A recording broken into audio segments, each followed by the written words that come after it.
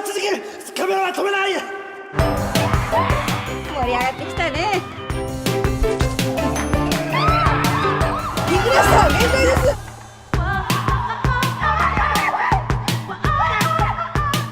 Hello again, and happy Halloween. And as usual, I look forward to our Halloween Rare Delicacies every time. In fact, I brought back, after the pandemic, I wanted to bring back Rare Delicacies so we could talk about Halloween stuff. And, the past couple of Halloweens have been really, really good. Yeah, I mean, I don't know if we'll ever top, I don't know if this year we'll be able to top Butt Boy and Brain Damage, but Oh. yeah. Look at our faces. The second we mention Butt Boy, we're just the sugar high I still get. And afterwards, we showed more people Butt Boy, and their reactions were just as amazing. Everyone loved it. It was great. This time, we're kicking off with probably the most joyous zombie film I've ever seen in my life, and I do not hear those two words together often. Exactly. This film, honestly, is one of those films that got happy tears, as opposed to Train to Busan, where that one just was an emotionally devastating powerhouse. This one, on the other hand, you just feel so full of life. If you have any sort of aspiration to be a filmmaker, a writer, anything like that,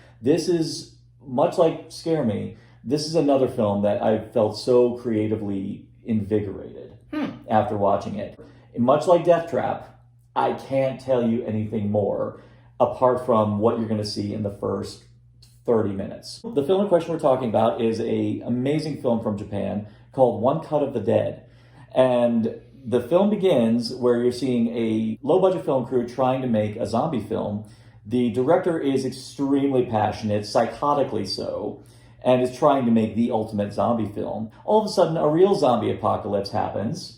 And the director is, of course, so obsessed with realism that he's making sure all the cameras don't stop rolling. And, of course, is putting everyone at risk for the sake of the ultimate movie. But here's the thing that makes this special. There's a reason it's called One Cut of the Dead. Because one shot. The whole thing is done in one continuous shot. Seriously? Oh, yeah. Okay. Yeah. I'd watch it just for that. Exactly. So this film is available, big shock, it's Narcotic Casserole. So yes, big shock, it's on Shudder because it is a Shudder exclusive, so that means it's not going anywhere anytime soon. I will urge you... Okay, I'm sorry. One entire, continuous 120-minute shot? No, 37 minutes. No, the first 37 minutes. Oh, okay. Yeah, but still, 37-minute continuous camera shot is pretty still... impressive. And I would even advise, honestly, I think for the full effect... watch it on Joe Bob's The Last Drive-In because his commentary about the movie, particularly in the latter parts, is the stuff that I feel really reinforces what makes the movie special, but I feel like what will really cement your feelings about the film. So Joe Bob's worth watching anyway. Well, yeah, absolutely. Joe Bob's Show Halloween 3. Listen to Darcy. You know where to find it. Go ahead and get it queued up right now, and we will catch you on the flippity floop. Can't wait.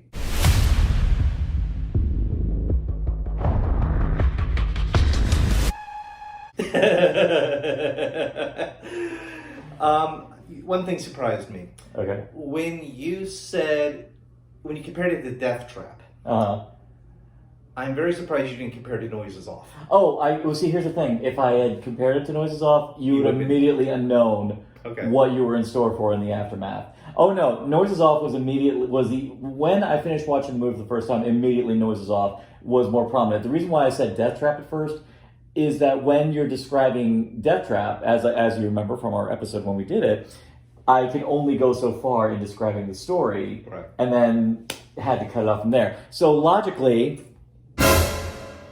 You're right. The first 37 minutes are nothing short of brilliant. Yeah. That was a phenomenal achievement. And then just watching the rest of it was just pure joy.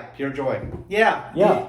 You really nailed it. You really nailed it in your head. The whole thing was pure joy. The reason why I insist on us watching it with the Joe Bob episode is because he does point out the essential thing about filmmaking is that it is a collaborative process. But even then, so many people take for granted how hard it really is to make a film. And this is a sequel, kind of my tirade on Scare Me. This movie really does a great job showing off how every aspect of production works on every single angle, you immediately see that there is no small job in making a film, and this one showed it off. And it also showed that a lot of times people working on a film really have to think on their feet. A lot of times they have to adjust with certain crises that come along, and you got to think about how hard, even on television, a lot of times the sets are probably like that. I've done a very small amount of acting in theater, very, very small.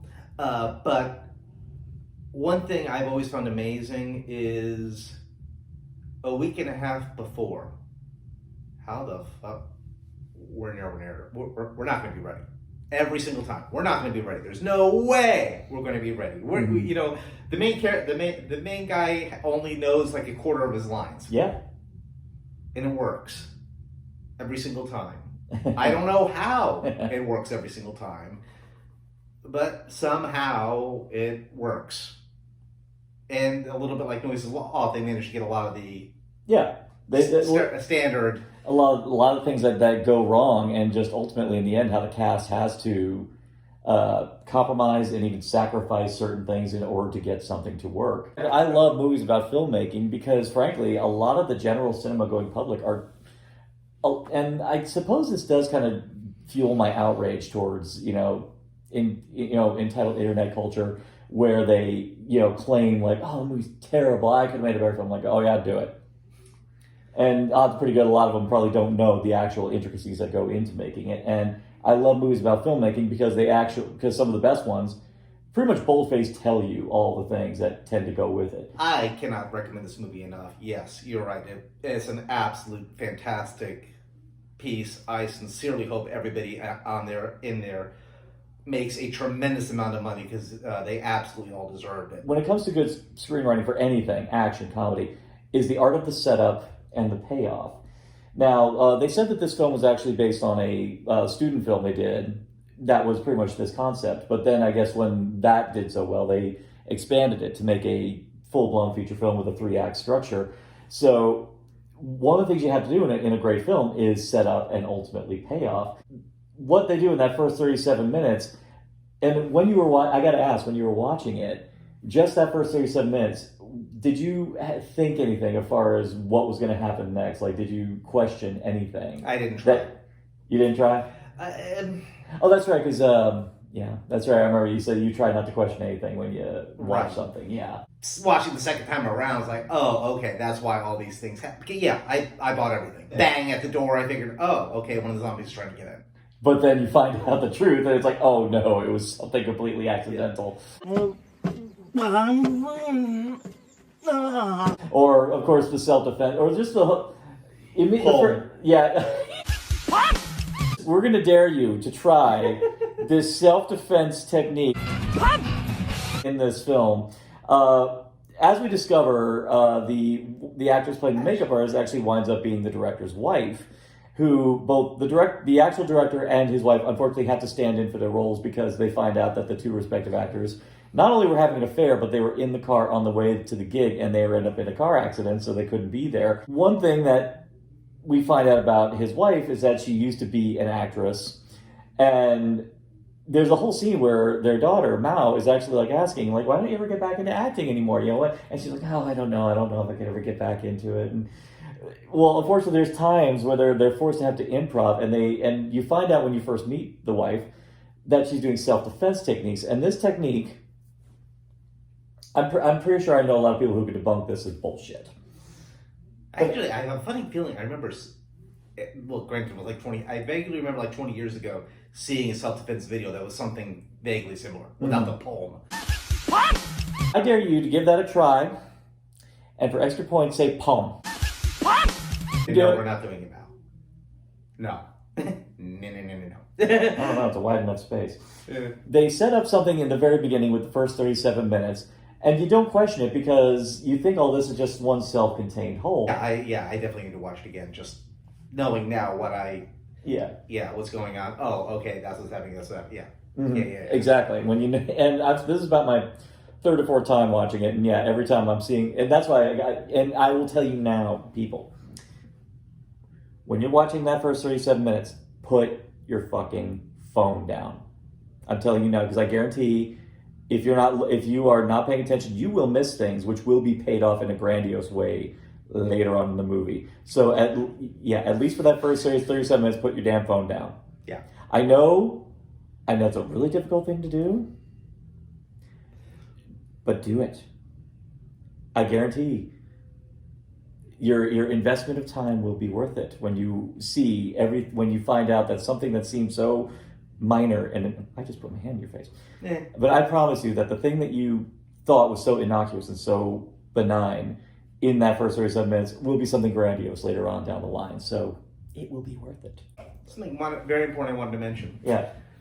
There is a rule about zombie movies that I have always stood by. And I found it very interesting that it was confirmed in this movie. Mm-hmm. The question always is, who is the safest person to be in a zombie movie? Okay. The answer is the cameraman. No one ever goes after the cameraman.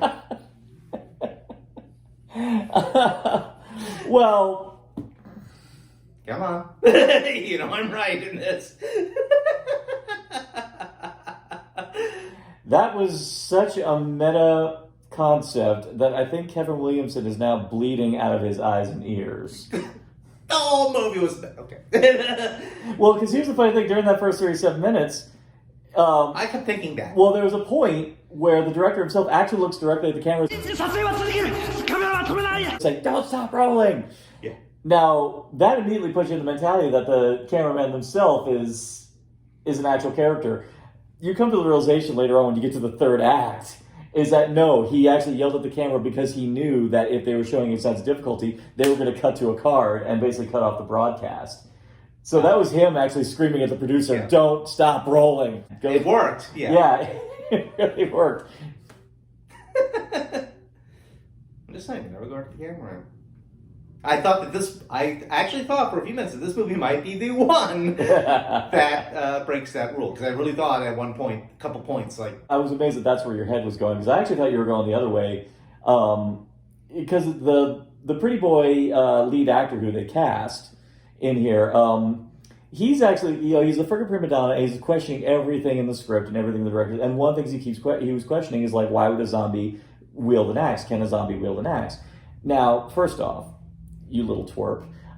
Clearly you are not familiar with the works of George A. Romero, and you have forgotten about the amazing Bub in Day of the Dead. And by extension, you forgot about the zombie in Land of the Dead, who, as time went on, by instinct, remembered how to wield weapons. Fuck you. So yes, zombies can wield weapons under the right conditioning. But of course, I can even simplify your terms. Going back to a lesson John Landis told his son, where his son was trying to write a script regarding how do you kill werewolves, and of course, who do you ask? Well, John Landis, and John Landis very matter-of-factly just what we said. However I want to, they don't fucking exist. Zombies don't exist, so you can do whatever the hell you want with them. And any guy who's going to go around saying, "Oh, that won't happen." When has this happened? Anyway, final thoughts? You owed yourself to watch this film. You're right. I never thought I'd experience joy watching a zombie flick. Mm-hmm. This movie managed it. Yeah. Yeah. And would you also say definitely watch it with Joe Bob? If at all possible. Yeah. His speech at the end is very, very well done, very, very inspiring. I will tell you now, I heard that speech at the right time, at the right place, because I was because this episode aired in 2020. I was in a really dark place around that time, just because I couldn't do Cinema Schlock because I couldn't have anyone around. In fact, actually, right when the quarantines were starting, we were about to actually have a Cinema Schlock party. Right about. Mm-hmm. I wasn't going. Yeah, you weren't scared. Exactly. You couldn't go. And our production of Shakespeare's Rise Dogs had been canceled, and pretty much it was looking like our production of our upcoming Shakespeare's Silence of the Lambs was going to get canceled. So I was like, what the hell am I going to do? And around that point, I realized, well, actually making a film would actually be in a safer environment because there's less people and you can keep it down to your core group. The push I had was the speech that Joe Bob had, the keep rolling speech. That is probably the most important thing I think anyone who is ever had any doubts about what you can do or if you can do. Sometimes you don't really know for sure if you can do it until you do it. And yeah, it seems intimidating because of course you watch all these behind the scenes of all these big movies. Yeah, of course it seems intimidating, but here's the thing. These are people who have built up, starting from very modest beginnings, but through tenacity of will and just with sheer imagination based on the resources they got at their disposal, it is possible to do anything, to do amazing things. And yeah, he's absolutely 100% right. Nowadays, I'm running a freaking YouTube channel on the damn phone, and we filmed, and all the way up to completion, we're nearing the end of our post-production. We made a Shakespearean adaptation of Silence of the Lambs out of a cat cafe with my friend's camera. Just with my friend, his very simple camera that he used. Nowadays, you can make a gorgeous looking film on the same camera that most model photographers use. And heck, again, Steven Soderbergh made an entire movie with an iPhone 7. I'm doing this channel on an iPhone 11. So nowadays, and I'm editing it on iMovie, which came with the phone. You have no excuse anymore. So I'm pretty sure I can't say any more than what Joe Bob said, but suffice to say, if it's possible for me, it's possible for anybody. So get out there. Even if it's not to become famous, do it because it's, let's face it, there's nothing more impressive than to say at some point in your life you actually made a movie just because you wanted to and you finished it. Yeah. Yeah. It's the journey is for you, not for everyone else. And even if you went through hell to get it, when you get to the finished product, you look back at all the hell you went through with nothing but reverence because it's amazing that you got to the finished product despite all that. So don't be afraid. Go out and do it. Take any lesson, but that's the one. Oh, it's on the menu, by the way. Definitely. Absolutely.